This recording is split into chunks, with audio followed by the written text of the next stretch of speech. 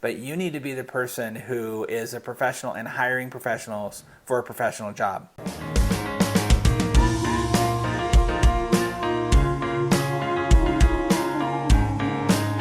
Hey there, leaders. I hope you're having an amazing week. I'm looking forward to my week. I get to meet with a group of salespeople this weekend as they're coming out to Salt Lake City to go through my sales intensive training and my sales mastery. If you don't have somebody coming to that, you need to make sure you do. And if they've come already, have them repeat. That sales intensive mastery is unlike anything else, and I have a lot of fun with it. But that's not what today is all about. Today is all about being a professional. And I might say a few things in this video that might push a few buttons, but I want you to hear it out of love. I'm not condemning anyone. I'm not hopefully trying to make anybody feel badly, but I just want you to understand the power of being a professional. I was having this conversation with a buddy of mine the other day about being a professional in your job. You know, you all know I have the program, the Propreneur, right? It's the professional entrepreneur. You went to school for years and years and years and years to become a professional, and then you were either forced or chosen to become an entrepreneur without any schooling or knowledge or understanding of how businesses work. Well, one of the problems with that is that sometimes you choose not to hire professionals to do a professional job. I can't tell you how many times I have run into somebody and talking to a doctor and said, oh, well, who does that? And it's like, oh, my spouse does that. Or we just, hired a friend who knows how to do that pretty well, whether it be how to do Facebook ads or how to do their accounting and their bookkeeping or how to do their marketing. If you look inside of my book, and I have a chapter in there all about talking to a doctor who spent 3 days with his IT, dealing with his IT stuff inside of his office because the computers weren't working. And I said, oh, I didn't realize you had a degree in computer technology. I said, well, no, I don't. I just really enjoy doing it. That's not a good enough reason to take the time out of your professional life and do it when somebody else could do it faster, smarter, better than you. Yes, you will have to pay them money.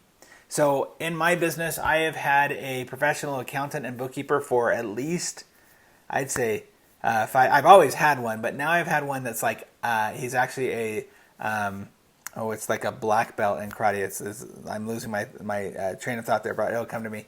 He is a Six Sigma, that's what it is. He's a Six Sigma when it comes to accounting. And I pay him a lot of money every month, to make sure that he has all of the stuff he needs in place, that he's able to look at all of my stuff and make sure I'm spending money in the right places, that I'm accounting for money the right way. And so at the end of the year, my taxes are great. He saves me a ton of money on taxes because he understands it better than most people. And so I use him as a professional because he's a professional guy. Even my videos you see online, other than these videos, most of my videos that you'll see online are done through a professional video guy because that's what he does. I love dealing with video. I love playing with video. I think it's fun to edit and stuff, and there are things like this that I'll do.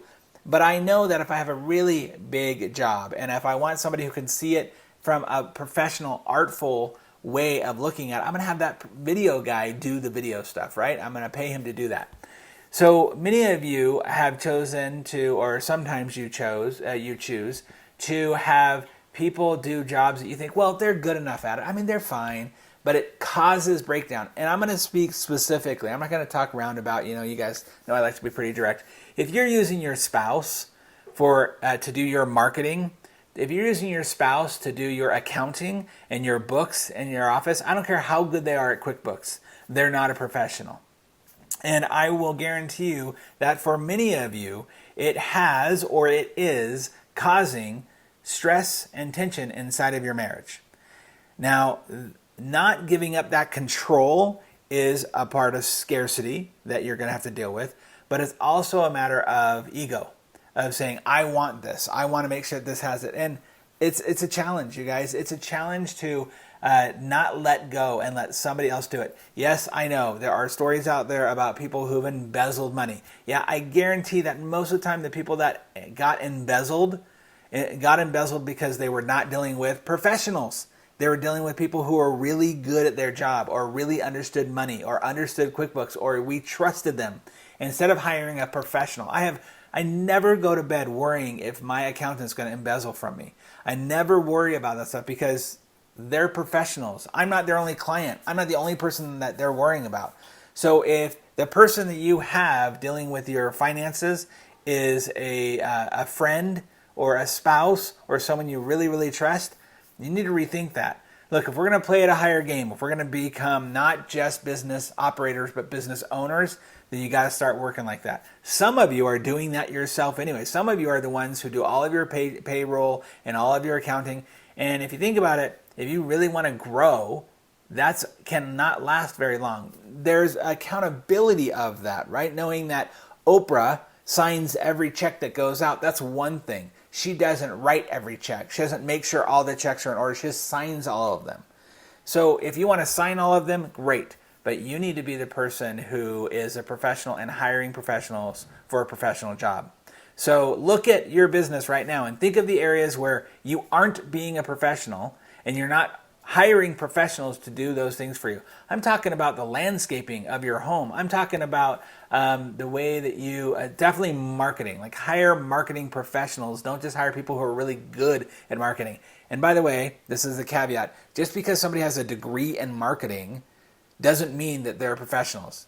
Meaning that most people, especially in the social media world, especially the way that marketing is changing and moving and grooving today, if you have a degree in marketing, it was outdated the moment that you graduated from school.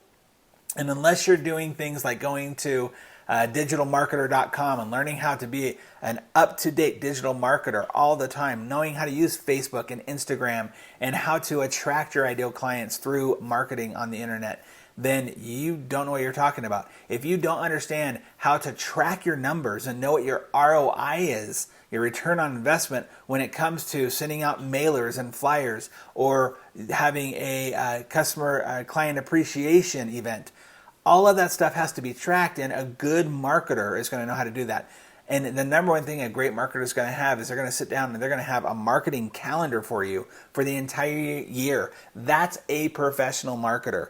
Not just, hey, so what's coming up? What should we be doing sometimes? And making sure that they are enrolling the right people onto their teams and making sure that they are talking to you about what their plans are and measuring those things. We don't just do things because we did it last year and it just is a habit. We do things because they're moving the needle forward and we can see that we're gaining some sort of production out of it. So I just want you guys to think about the professional jobs that you need to be doing and you need to be hiring out for your business. All right, hope that served you. I hope you guys have an amazing week, and we'll see you at our next call.